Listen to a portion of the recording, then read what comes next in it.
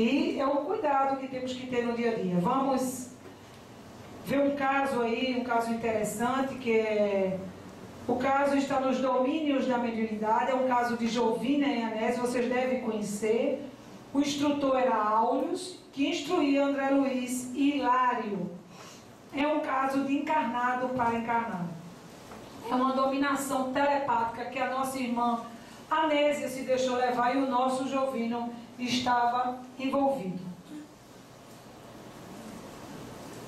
Os amigos já se despediam quando simpática senhora desencarnada, de nome Teonília, solicitou providências a Áureos. Explicou que uma dedicada servidora daquela casa, Anésia, passa por dificuldades.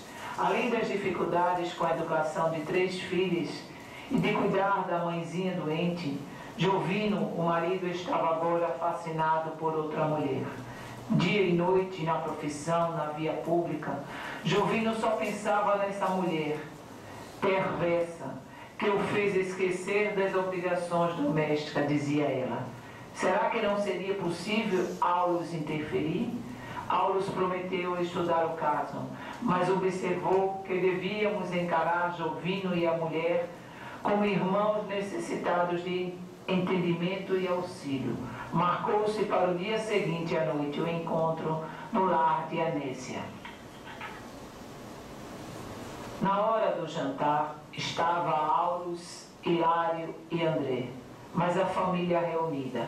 Após a refeição, Jovino alegou compromissos profissionais para sair e, como Anésia lembrou que era dia do Evangelho no lar, ele reclamou e saiu de casa a si mesmo. Anésia pediu às filhas para ficarem com a mãezinha, enquanto ela chorava, mentalizando a mulher que chegou a conhecer. Instantes depois, Anésia recebia a visita dela desdobrada pelo sono físico. À medida que a esposa de Jovino dialogava internamente em termos de revide, surgia contenda mental. Anésia sentia-se mal sem explicação, e Áureos comentou que o fato vem repetindo-se há semanas e ele temia pela saúde dela. Explicou também a Hilário e a André que Jovino permanece fascinado sob dominação telepática e, como marido e mulher respiram em regime de influência mútua, Anésia é atingida sem defesa, porque não tem sabido imunizar-se com os benefícios do perdão incondicional. Áureos confirma que o caso pode ser enquadrado nos domínios da mediunidade. É um fenômeno de sintonia, muitas vezes dentro do mesmo lar ou da mesma instituição. Adversários difíceis do passado se reencontram para o devido reajuste, mas raramente conseguem superar a aversão. Para isso, não é necessário que a perseguição se expresse visivelmente. Bastam as vibrações silenciosas de ódio, ciúme, despeito e desespero. O pensamento exteriorizado é projetado formando imagens e sugestões. Para solucionar o problema da antipatia, a melhor maneira de extinguir o fogo é recusar-lhes o combustível. Por isso Jesus aconselha o amor aos adversários, o auxílio ao que nos perseguem e a oração pelos que nos caluniam, como atitudes que possam garantir a nossa paz e a vitória sobre nós mesmos. Nesse instante, Anésia consultou o relógio. Eram 20 horas. Era o momento das preces junto à mãezinha doente. Na cama, uma senhora enferma de cerca de 70 anos tossia muito. Elisa vivia suas últimas horas no corpo físico. Ao lado dela, um homem desencarnado de aspecto desagradável. Em perturbação e sofrimento, ligava-se a ela, agravando-lhes as dificuldades físicas. Ele foi filho dela há muito desencarnado. Viciou-se na bebida e foi assassinado numa noite de extravagância. A mãe o recorda como herói e o evoca constantemente, retendo o infeliz ao pé do próprio leito. Ao chegar ao quarto, Anésia entrou em lágrimas e a filha mais nova, Márcia, procurou consolá-la, dizendo à avó que não estava pior. Sem saber da tortura materna, depois-lhe a sua mãe, convidando-a à oração. A dona da casa sentou-se frente à enferma e iniciou a prece. À medida que orava, ocorreu profunda modificação. A tristeza desapareceu diante de raios de branda luz que ela exteriorizava do coração. Era como se tivesse acendido uma lâmpada no tórax. Ato contínuo. Vários desencarnados sofredores penetravam o quarto abeirando-se dela, à maneira de doente, solicitando medicação. Nenhum deles assinalava a equipe espiritual. Eram companheiros apegados à matéria. E no raio de ação das preces de nossa amiga, recebe o toque de espiritualidade e muitos recolhem esclarecimento, consolo e amparo. Em seguida, Anésia abriu o livro sobre a inspiração de Teonília e com surpresa notou que o texto falava da necessidade do trabalho e do perdão. Ao fazer os comentários, Anésia não percebeu que falava para si mesma sobre o perdão. Terminada a tarefa, Anésia retirou-se para dormir, enquanto Aulos aplicava passes ao longo das células corticais. Em breves instantes, Anésia deixava o corpo denso. A gente percebe aí quanto somos ajudados pela espiritualidade. E geralmente não nos conta disso. Veja que o problema de Anésia não mudou em nada. Mas através da oração, através dos benefícios recebidos naquele momento, ela balsamizou a sua alma e mudou de vibração, de estado, de tônus mental. Então ela ficou bem. Então, quantas vezes nós, em momentos de oração, os espíritos não nos intuem, nos orientam, a gente abre o evangelho e cai ali no perdão e a gente está viciado, aí fecha de novo. Né? Muitas vezes está viciado, só cai no perdão porque você precisa perdoar. Então, coisas que parecem o acaso, não são acaso, é as mãos de Deus, é as mãos da espiritualidade que ali se encontra tentando nos auxiliar. Desencarnado para encarnado, os homens são os mesmos, carregam os seus vícios e paixões da mesma forma que acontecem as obsessões aqui, acontece no plano espiritual.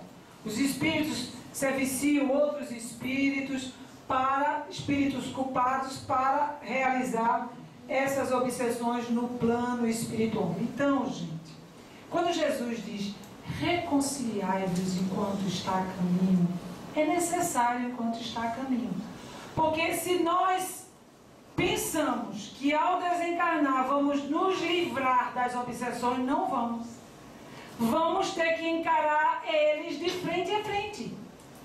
Quando nós dormimos, que temos um pesadelo, aí a gente fica angustiado, o que é que a gente faz no pesadelo?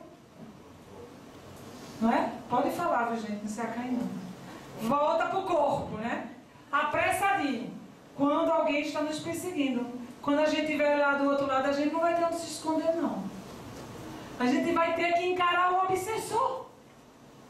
Então é melhor que a gente se reconcilie agora, enquanto está a caminho, para que ele não nos entregue ao juiz e sejamos presos. Obsessões recíprocas, vive no mesmo regime de comunhão de pensamentos, paixões e obsessões. Isso acontece demais. Casos e mais casos de pessoas que chegam à vítima. É o coitadinho que está sofrendo. E vem pedir ajuda. E ao longo do tratamento a gente percebe que aquela pessoa também está obsidiando o obsessor. E o obsessor diz, eu não aguento mais aquela pessoa. Isso acontece muito e a gente vai trazer um caso aqui muito interessante, que é um caso que eu trouxe esse caso, mas a gente vai passar rapidamente. É um caso de Libório e Celina. Celina foi pedir ajuda à casa espírita. Eles viviam nesse processo de simbiose. Se encontra nos domínios da mediunidade e Celina foi pedir ajuda na casa espírita. Mas vejam o que acontece. Libório obsidiava a mulher porque sentia paixão, vampirizando-lhe o corpo físico. O pensamento da irmã encarnada, que é o nosso irmão vampiriza, está presente nele, atormentando, diz o orientador. Acham-se ambos sintonizados na mesma onda. Um obsidia o outro. Jazem no regime da escravidão mútua, em que obsessores e obsidiados se nutrem das emanações um dos outros. Teve um caso recente de uma pessoa, de um espírito que diz: não, ele não me perdoa, ele tem raiva de mim. E eu não consigo sair de perto dele porque ele me chama com seu ódio. Então, é um caso desse de Libório. Veja bem que Celina foi pedir ajuda à casa espírita. Libório foi levado para a reunião de esclarecimento, foi recebido pelo trabalho mediúnico, está aí o Raul Silva, né, que é o dirigente da reunião. Foi feita toda a doutrinação de Libório. Libório compreendeu, foi levado para a enfermaria. Veja quem aqui está. Celina, desligada do corpo físico na enfermaria. E André observa isso. E André diz: o que ela está fazendo aí? Aí eles dizem: ela estava gritando: Libório, Libório, meu querido, não me abandones, volte para casa.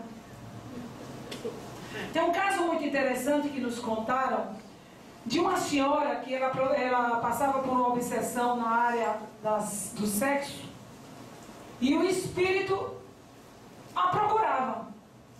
E ela estava com ódio mortal, uma obsessão gravíssima. Na área do sexo são obsessões muito graves. E o espírito procurava sexualmente. E ela esperava o espírito. E ela disse: e ela pegou o revólver do marido. E ela disse: se meu marido entrar, eu mato. Ela foi e disse isso no atendimento fraterno. E a pessoa que estava fazendo o atendimento fraterno: não, então nós vamos tratar. A senhora Vera disse: não, quem disse que eu quero ser tratada? Eu vim aqui porque eu quero me livrar do meu marido. Gente, isso é um caso, é um caso gravíssimo. Onde ela obsidia ele e ele obsidia ela. Paixões enlouquecedoras. E ela não quis ser tratada. Permaneceu com toda certeza assim: espero que não tenha matado o marido, porque senão vai voltar com ele. Então, de desencarnado para encarnado são os casos que parecem ser o de maior incidência, parece ser, mas são os casos que a grande maioria chega na casa espírita passando por isso. Tem um caso muito interessante que eu trouxe para vocês, o caso de uma negra. Uma negra muito faceira, muito bonita. E essa jovem foi nos solicitar ajuda, ainda muito jovem, recém-casada, só tinha uma filha, e foi nos pedir ajuda. E quando o espírito se apresentou, o espírito era um negro, e o espírito dizia: eu quero ela é minha negra.